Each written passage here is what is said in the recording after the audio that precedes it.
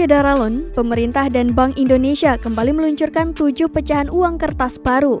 Ketujuh pecahan uang rupiah kertas tahun emisi 2022 atau uang TE 2022 diluncurkan pada Kamis 18 Agustus 2022 di Jakarta. Ketujuh pecahan uang TE 2022 tersebut secara resmi berlaku, dikeluarkan dan diedarkan di wilayah Negara Kesatuan Republik Indonesia atau NKRI bertepatan dengan hari ulang tahun ke-77 kemerdekaan Republik Indonesia 17 Agustus 2022.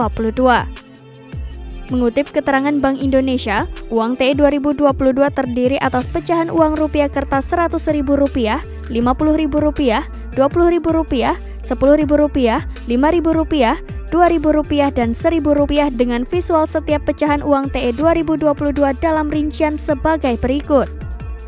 Uang TE 2022 tetap mempertahankan gambar utama pahlawan nasional di bagian depan, serta tema kebudayaan Indonesia atau gambar tarian, pemandangan alam dan flora pada bagian belakang sebagaimana uang TE 2016. Terdapat 3 aspek inovasi penguatan uang TE 2022, yaitu desain warna lebih tajam, unsur pengaman yang lebih handal, dan ketahanan bahan uang yang lebih baik.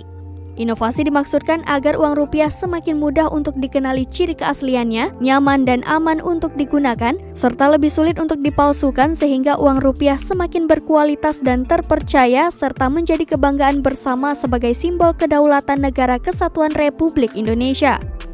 Pengeluaran dan pengedaran uang TE 2022 merupakan salah satu pelaksanaan amanat UU Mata Uang sebagai bagian dari perencanaan pemenuhan kebutuhan uang masyarakat tahun 2022 dan dengan tetap menerapkan tata kelola yang baik sesuai undang-undang. Adapun pengeluaran uang TE 2022 tidak memiliki dampak pencabutan dan atau penarikan uang rupiah yang telah dikeluarkan sebelumnya.